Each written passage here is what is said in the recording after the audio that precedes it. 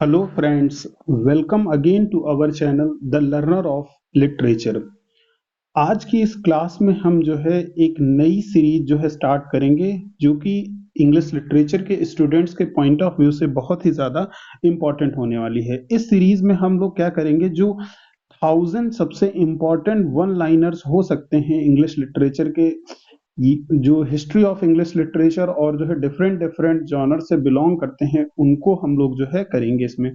तो ये सीरीज मैं एक्चुअली में टाइम बचाने के लिए मैं लाया हूँ, ताकि आप सीधा सा जो है बस आपको क्या करना है, वन लाइनर पढ़ना है और उसे मेमोराइज करना है। ये जो वन लाइनर्स होंगे वो किसी भी स्टेट के पीजीटी, टीजीटी या फिर यूजीसी नेट के पॉइंट ऑफ व्यू से बहुत ही ज्यादा इंपॉर्टेंट है। और जो बच्चे बिहार शिक्षक भर्ती की तैयारी कर रहे हैं, मान लीजिए वो जो है पीजीटी की प्रिपरेशन कर रहे हैं, तो उनके पॉइंट ऑफ व्यू से ये क्वेश्चंस बहुत ही ज्यादा इंपॉर्टेंट होने वाले हैं।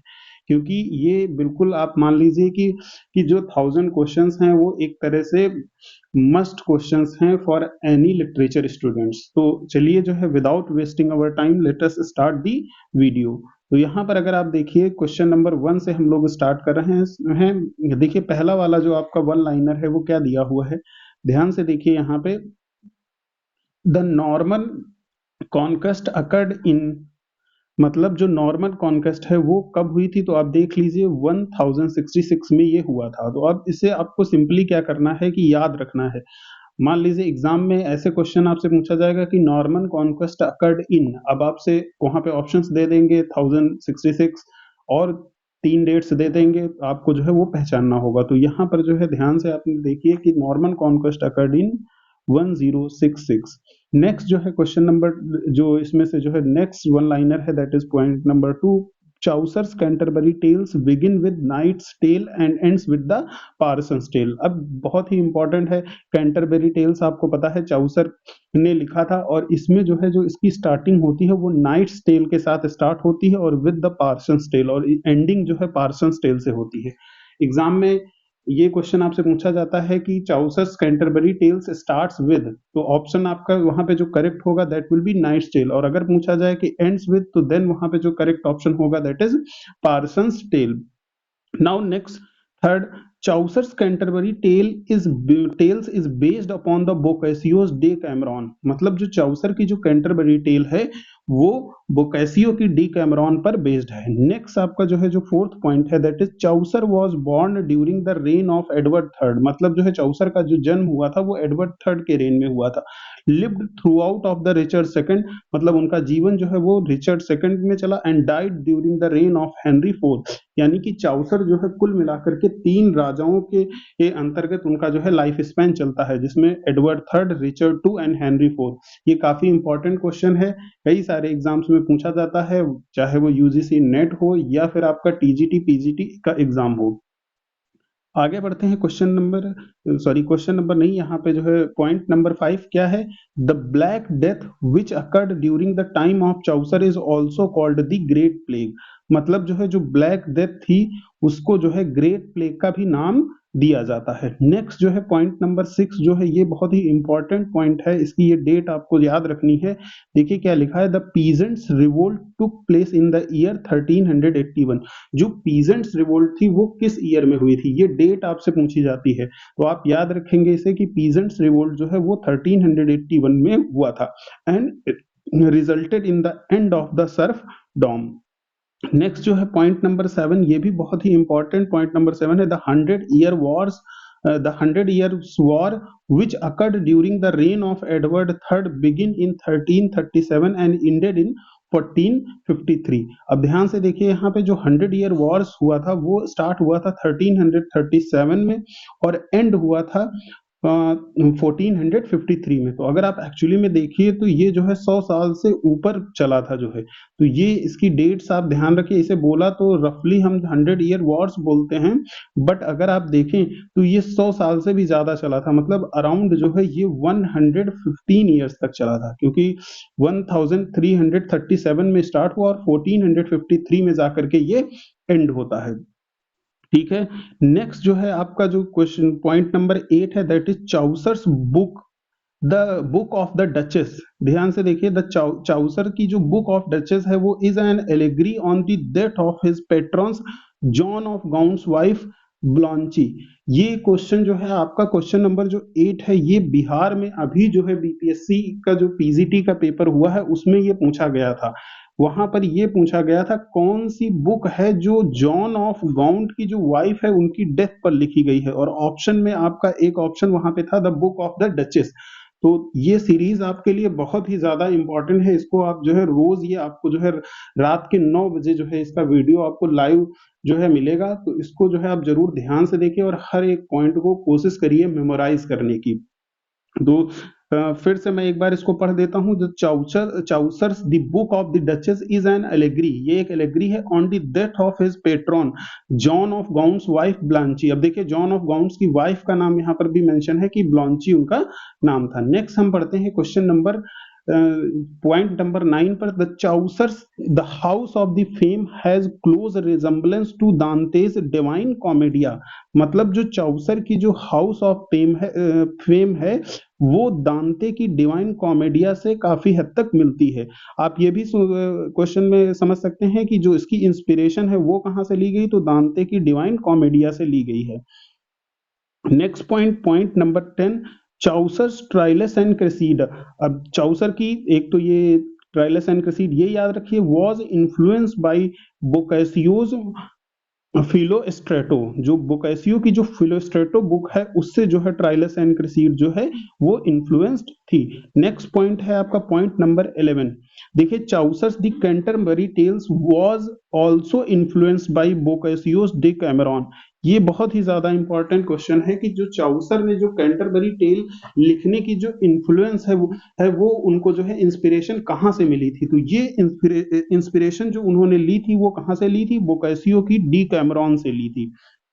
आगे बढ़ते हैं, यहाँ पर पॉइंट नंबर आपका जो 12 है, देखिए क्या लिखा है। The first group of pilgrims to come to the Tabard Inn was the knight, the squire and the yeoman who are called the household group. ध्यान से इस पॉइंट को आप अच्छे से समझिए। The first group of pilgrims मतलब जो पहला ग्रुप था जो पिलग्रिम्स का जो टबार्ड इन में आया उसमें से कौन कौन से मेंबर्स थे, एक तो था नाइट और दूसरा स्क्वायर और ह्यूमन। ये कैंटरबरी टेल्स पर बेस्ड एक क्वेश्चन है आपका, और इन तीनों को collectively the household group बोला गया। ठीक है, आपको पता है कि जो कैंटरबरी टेल्स है उसमें जितने भी पिलग्रिम्स थे वो सेंट थॉमस बेकेट की जो है श्राइन पर वो जा रहे थे। आगे बढ़ते हैं, नेक्स्ट है question point number 13, the name of the prioress in the Canterbury Tales. Canterbury Tales में एक कैरेक्टर है जिसका नाम है प्रायरस। तो प्रायरस जो है उसका नाम क्या था, उसका जो प्रायरस का नाम था एगल्टाइन था, एंग्लेंटाइन। ये जो है नाम आप याद रखिए इसको जो है। नेक्स्ट जो पॉइंट है that is the monk is represented by Chaucer as a scholar of books and one who is interested in fine clothes, hunting and full-blooded horse। मतलब जो मॉन्क का कैरेक्टर है उसको जो है चाउसर ने ऐसे रिप्रेजेंट किया है कि that he is a scholar of books. मतलब जो है वो बुक्स किताबों से घृणा करता है और इंटरेस्टेड है किन चीजों में, फाइन क्लॉथ्स में, हंटिंग में और फुल ब्लडेड हॉर्स में। Next point is very important point. ये आपका पीजीटी में जो है कहीं पर भी किसी भी स्टेट के पीजीटी के एग्जाम के पॉइंट ऑफ व्यू से बहुत ही ज्यादा इंपॉर्टेंट है। देखिए the words amor vincit omnia are engraved on the brooch of the prioress. जो प्रायरॉरिस है जिसका नाम अभी आपने देखा था इंग्लेंटाइन है, इंग्लेंटाइन, उसने जो है एक तरह से जो है क्या कहते हैं ब्रूच पहन रखा हुआ है। ब्रूच का मतलब आप ये मान लीजिए कोई माला है और उसमें एक लॉकेट है, तो उसके लॉकेट पे जो वर्ड्स इनग्रेव्ड हैं वो क्या है, अमोर विंसेट अमोनिया। और अमोर विंसेट अमोनिया का मतलब ये होता है कि लव कॉन्कर्स ऑल, जो लव है वो सबको जीत लेता है, इस वर्ड का मीनिंग है। ये फ्रेंच वर्ड्स हैं जो उसके ब्रूच पर इनग्रेव्ड हैं। Next point is the gate tooth of the Chaucer's wife of Bath is a sign of her boldness, gluttony and lasciviousness। The gat tooth of the Chaucer's wife of Bath, मतलब जो Chaucer ने एक character बनाया है जो wife of bath है, उसमें जो द गैट टूथ आया हुआ है वो किसका साइन है? वो हर बोल्डनेस, उसकी बोल्डनेस का, ग्लटनी एंड लेसिवनेस। ठीक है, फिर आगे बढ़ते हैं क्वेश्चन नंबर, ये पॉइंट नंबर 17 पर। तो पॉइंट नंबर 17 क्या है? The millers wart on the nose, wide black nostrils, and the mouth as big as furnace are physiognomic details pointing to his greed, vulgarity, and the coarseness। ये point आप अच्छे से समझ लीजिए। देखिए क्या लिखा है, miller's wart on the nose, मतलब उसके नाक पर एक तरह का जो है वार्ट है, मसा है। वाइड ब्लैक नॉस्ट्रिल्स, उसकी जो नॉस्ट्रिल्स हैं वो बहुत काली है और बड़ी है, वाइड है। Mouth as big as furnace, मतलब उसका मुंह ऐसा है जैसे कि वो एक भट्टी हो। और ये सारी चीजें क्या है? These are the physiognomic details pointing to his greed, मतलब जो है ये उसकी ग्रीड को रिप्रेजेंट करती हैं, वल्गरिटी को रिप्रेजेंट करती हैं, एंड कोरसनेस को रिप्रेजेंट करती हैं। नेक्स्ट जो आपका पॉइंट है यहाँ पे, point number 18, the characterization of the monk, the prioress, the summoner and the pardoner reveal the corruption of the church। मतलब ये जो चार कैरेक्टर हैं वो जो उस समय जो है चर्च में बहुत सारा करप्शन था उसको जो है रिप्रेजेंट करते हैं। कौन कौन से कैरेक्टर? मॉन्क, प्रायरारेस, समनर और पार्डनर। ठीक है, ये जो है करप्शन ऑफ द चर्च को रिवील करते हैं। नेक्स्ट पॉइंट है यहाँ पर, ये पॉइंट बहुत इंपॉर्टेंट है आपका, चाउसर्स कैंटरबरी टेल्स बिगिंस इन अप्रैल। मतलब जो चाउसर का जो है कैंटरबरी टेल है वो किस मंथ से शुरू होता है? तो ये उन्होंने अप्रैल मंथ उसमें से जो है बिगिनिंग दिखाई है। At the height of the spring, जब जो है क्या है, स्प्रिंग सीजन है और हाइट ऑफ द स्प्रिंग है, उस समय जो है ये पॉइंट ये जो है स्टार्ट होता है। नेक्स्ट जो आपका पॉइंट नंबर 20 है, this is also a very important book, Piers the Plowman।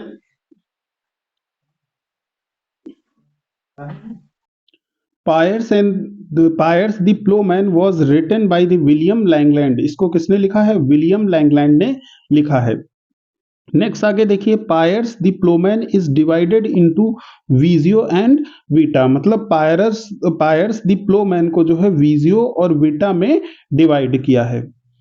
आगे बढ़ते हैं, यहाँ पर देखिए जो है पॉइंट नंबर 22। पॉइंट नंबर 22 ये आप देखिए क्या है, John Gower's Speculum Meditantis is written in the French, Vox Clamantis in Latin and Confessio Amantis in English. मतलब जो जॉन गोवर हैं उनकी बुक है जो स्पेकुलम मेडिटेंटिस, इसको जो है फ्रेंच में लिखा गया और वॉक्स क्लेमेंटिस में लैटिन में लिखा गया, जबकि कन्फ्यूशियो एमेंटिस जो है वो इंग्लिश में लिखा गया।